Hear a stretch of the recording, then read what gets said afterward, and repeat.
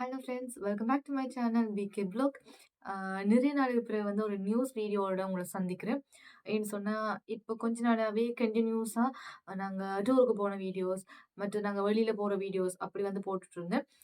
நிறைய நாளுக்கு பிறகு வந்து எங்கள்கிட்ட நியூஸ் வீடியோ வந்து நான் கண்டினியூ பண்ணலான்னு நினைக்கிறேன். அந்த வகையில் பார்த்தீங்கன்னு சொன்னால், இன்றைக்கி என்ன டாப்பிக்கோட வந்திருக்குன்னு சொன்னால், எல்லாருக்குமே தெரிஞ்ச விஷயம். கூடுதலாக வந்து ஸ்ரீலங்கன்ஸ் பீப்புள்ஸுக்கு தெரியாமே இருக்காதுன்னு சொல்லலாம். அதாவது அதை விட வந்து அதிகமா யாழ்ப்பாண மக்களுக்கு வந்து இத பத்தி தெரிஞ்சிருக்கு.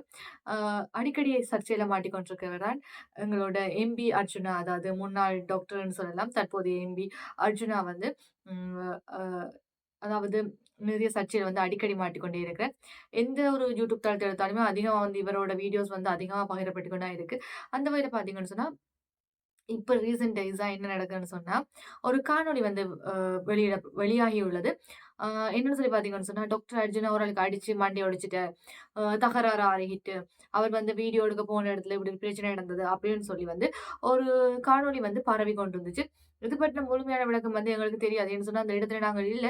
சிசிடிவி காணொளி வந்து வெளியிட்டிருந்தாலும், அங்க வந்து என்ன நடந்ததுன்னு சொல்லி எங்களோட வாய்ஸ் ரெக்கார்ட் வந்து கேட்க முடியாத காரணத்தால, நெறைய பேர் வந்து நெறைய விஷயத்த வந்து சொன்னாங்க. இவர் வந்து வீடியோ எடுக்க போன இடத்துல ஏற்பட்ட தகராறால தான் இவர் வந்து பிளேட்டால தூக்கி அடிச்சுட்டார். இந்த மாதிரிலாம் சொன்னாங்க. இது வந்து உண்மையா? இல்ல அங்க போய் நடந்ததா? என்றது வந்து எங்களுக்கு தெரியாது. சம்பந்தப்பட்ட தரப்பினர்களுக்கு தான் அது பத்தி வந்து தெரியும். ஸோ அந்த வீடியோஸ் வந்து எல்லாருமே பார்த்திருப்பீங்க. அதுல பார்த்தீங்கன்னு சொன்னா, இப்ப டாக்டர் அர்ஜுனா ரீசென்ட்டா வந்து ஒரு இன்டர்வியூ குடுத்திருக்கார்.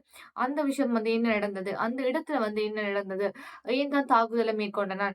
அந்த நபருக்கு இவருக்கும் என்ன பிரச்சனைன்ற மாரி வந்து குடுத்திருக்கேன். ஸோ இது பத்தி தான் வீடியோ ஃபுல்லா பார்க்க போறோம்.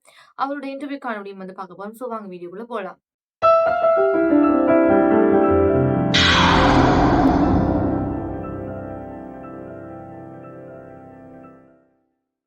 குடல்ல கையை வச்சு நீ பெரிய மயிரோண்ட கேட்க அது கூட நெஞ்சில் பட்டன் நெஞ்சில் ஒரு குத்தொன்று குத்துனா சரியாக நோந்துட்டு திருப்பி கதவை திறந்து கொண்டு தங்கம் ஐ லவ் யூ வந்து தான் வந்தவன் தலையில் வச்சு போட்டு அப்படியே தூக்கி எறிஞ்சு நான் மேசைக்கு மேலே இப்படி கையை நட்டி என்ன தங்கம் அடிக்கிறியோ வடிவா அப்படி தான் கேட்டு வருது இல்லை சின்னாக்கள் பாப்பினா நான் அந்நேரம் எல்லாம் உனக்கு வெளிநாடுலேருந்து நான் பிச்சை போட்டினாங்க இப்போ நீ பெரிய எம்பி ஆகிக்கோட நான் என்ன சாப்பிட்றேன் இவள் கௌசல்யாவுக்கு பேச வலிக்கிட்டேன். நீலாம் ஒரு லோயர் ஒரு டாக்டர் இப்படி இருந்தால் நான் அப்போ சரி என்னுடைய இதே ஃபோன் தான் ஃபோன் எடுத்தார் ஃபோன் எடுத்து போட்டு அப்போ அவர் சொன்னால் அடிச்சு விடையாடா எல்லாத்துல ஃபோனே. ஓகே, வணக்கம் டாக்டர். வணக்கம். நேற்று உங்களுக்கு தாக்கப்பட்டு நீங்கள் தாக்கினேன்னு சொல்லினா, ஆனால் அந்த வீடியோவில் பார்த்தா அவர்களாம் உங்களுக்கு தாக்கின மாதிரி இருக்கு. ஆனால் ஊடகங்கள் எல்லாம் பிள்ளையா போட்டு கொண்டிருக்கிறான். இதுக்கு உங்களுடைய A to Z வரையான ஒரு விளக்கத்தை ஒன்று தர முடியும்? இல்லைண்டே அதை தர தூக்கி போல் சொல்லியிருக்கேன். என்னண்டா அப்போ நேற்று 8 மணிக்கு போனாங்கள். இங்கே போனால் சரி போனாடம் வேண்டாம். ஒரு டென்மார்க்லேருந்து வந்திருந்த ஒரு ஃபேமிலி உண்டு.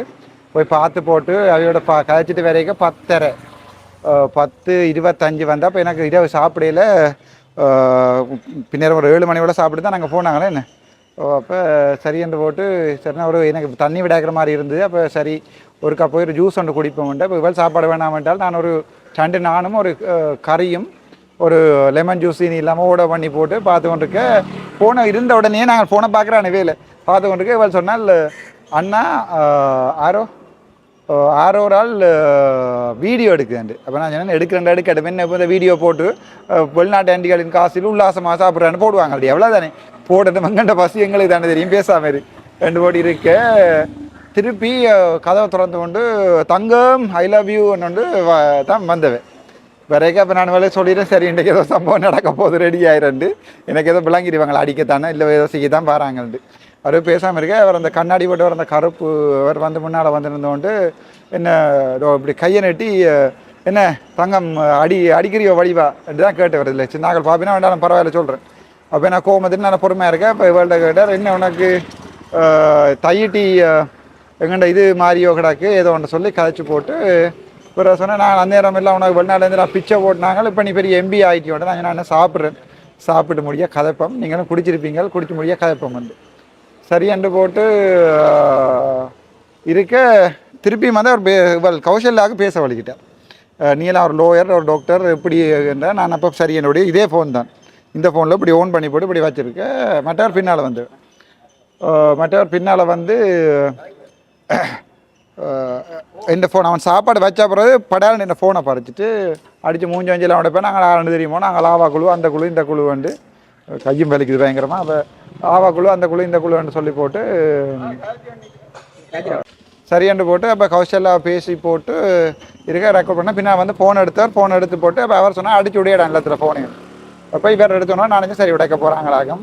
இந்த இதான் விவோ ஃபோன் உண்டு, சரி உடைக்க போகிறாங்களாகம்னு பரவாயில்லன்னு பார்த்தா எடுத்து கொண்டு போனார். இப்போ இந்த கொண்டு வந்து அப்படியே மேசல் அடித்தார். இப்படி அடிக்க நினச்சேன். சரி டிஸ்பிளே போயிட்டு ஆகணும் எடுத்து பார்த்தா டிஸ்பிளே போயில. சரி என்னோட கொடுத்து வச்சு போட்டு பொக்கருக்கு வச்சு போட்டு மற்ற ஃபோன் நம்பர் எடுத்து 119 அடிக்க போனவர் அங்கால அப்படியே திருப்பி போயிட்டு நீ என்ன நீ பெரிய கொழுப்பை எம்பியண்டா பெரிய கொக்கன் நச்சியோ அடித்து மூஞ்சி வஞ்சி எல்லாம் உடைப்பேன் அப்படி இப்படி நீ ஒரு காலில் நடான்னு வேறு. நான் சரி இப்போ நான் இவள்கிட்ட நடப்பேன் சாப்பாடை டேக்அவே பண்ணோம் போ மீன் பம்பன் அப்படி சுற்றி இந்த பக்கம் வந்தார். அப்போ நான் திரும்பி அப்போ என்னட்டார் அப்போ குடலில் கையை வச்சு நீ என்ன பெரிய மாயிரோண்ட கேட்க அது கூட நெஞ்சில் பட்டன் நெஞ்சில் ஒரு குத்தொன்று குத்தினா சரியாக வந்துட்டு அதுக்கு பிறகு டிஃபென்ஸுக்கு அதில் கிடந்த சாமான் எடுத்து அப்படியே தலையில் வச்சேன். வேறு வழி இல்லை என்றால் அவர் என்ன அடிக்கிறதெல்லாம் அந்த பெரிய உடம்பானால் நாங்கள் சின்ன படிக்கல் கையாலெல்லாம் மெல்லிச்சு அது பிறகு அது தலையில் வச்சு போட்டு அப்படியே தூக்கி எறிஞ்சு நான் மேசைக்கு மேலே தூக்கி மேசைக்கு மேலே இருக்க திருப்பியும் கத்தினார் அவளுக்கு பூனா கௌசல்யா அப்படி இப்படியாண்டு திருப்பியுமே இழுத்து 2-3 தரம் கொஞ்சம் போட்டு விட்டேன் நான்.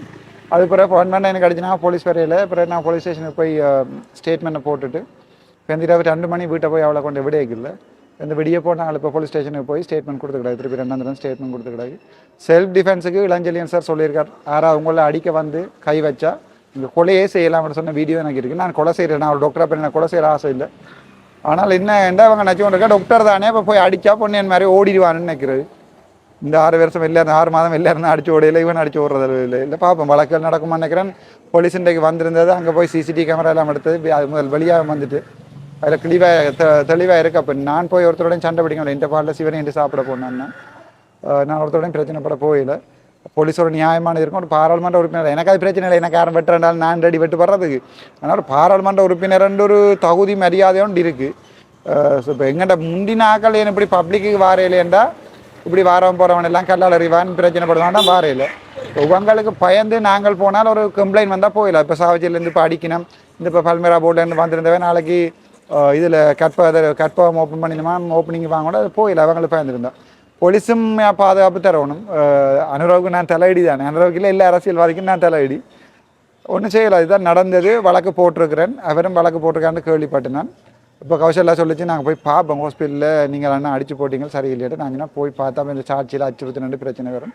ஆனால் எனக்கும் கவலையாக இருந்தது. நான் 2 வாரம் ஒவ்வொரு ஹாஸ்பிட்டலில் ஒர்க் பண்ணிக்க நான் ஒரு நாள் யாருக்கும் கை நடி அடித்ததில்லை. எனக்கும் கவலையாக தான் இருந்தது. முதல்வர் இந்த டாக்டர் ஃப்ரெண்ட் ஒருத்தரும் இப்படி தான் மகனை தூக்கி குவார்ட்டர்ஸுக்கு வழியால் எறிய வலிக்கிட்டு கொடுத்தேன். அப்படி ஏதாவது இனிமேல் இல்லைன்ற சிச்சுவேஷன் வந்தால் மட்டும்தான் கை நீட்டுற பழக்கம் எனக்கு சரியான கவலை. நான் ப்ரௌன் பெல்ட் வரைக்கும் எடுத்திருக்கேன். எனக்கு ஆக்களுக்கு கை நீட்டம் இல்லை. இப்போ டிஃபென்ஸுக்கு தானே இப்போ கராட்டி பழகிறது தூக்கி தான் எறிஞ்சு நான் வேறு ஒன்றும் அடிக்கலை. இப்போ இந்த திருப்பியும் அவளுக்கு டியூஷன் தாளாக தான் போவதில் போய் திருப்பியாக இருக்கும். அப்போ நான் என்னடா ராசா செய்கிறேன். அதில் 21 ஏக்கர் காணி அவங்க வச்சிருக்காண்டு புத்த ஒரு மாதிரி சொல்லினோம். அதில் 13 ஏக்கர் தாரண்டு வந்தால் சொன்ன ரெக்கார்டிங்கும் என்னோட இருக்குது.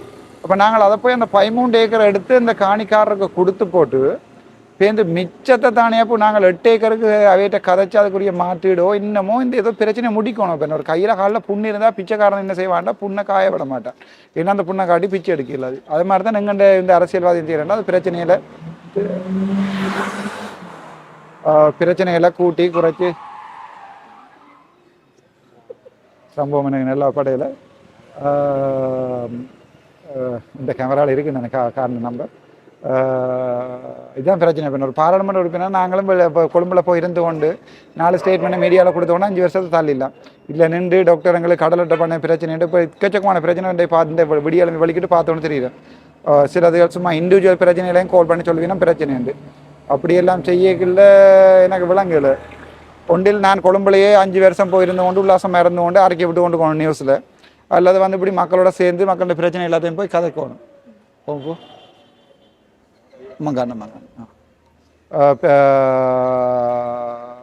ஒன்றில் இங்கே நின்று வேலை செய்யணும்.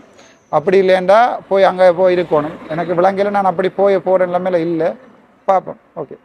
ஸோ பார்த்தீங்கன்னு சொன்னா, அந்த இடத்துல வந்து நாங்க இல்ல. ஸோ அதுல வந்து என்ன நடந்ததுன்னு எங்களுக்கு தெரியாது. நாங்கள் வந்து ஒரு ஜூகமா வந்து ஒரு தகவல வந்து வெளியிடுறோம். பட் அதுக்கு பின்னாடி வந்து எவ்வளவு விஷயம் இருக்குன்னு எங்களுக்கு தெரியாது.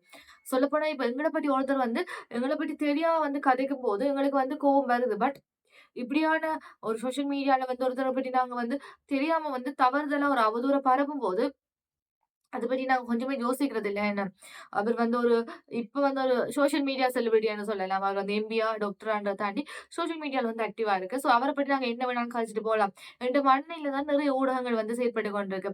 அவர் வந்து தனக்கு ஆதரவா சொல்றாரா, இல்லையான்னு தெரியாது. பட் அந்த இடத்துல வந்து என்ன நடந்ததுன்னு சொல்லி கிளியர் பண்ணி இருக்கிறேன்.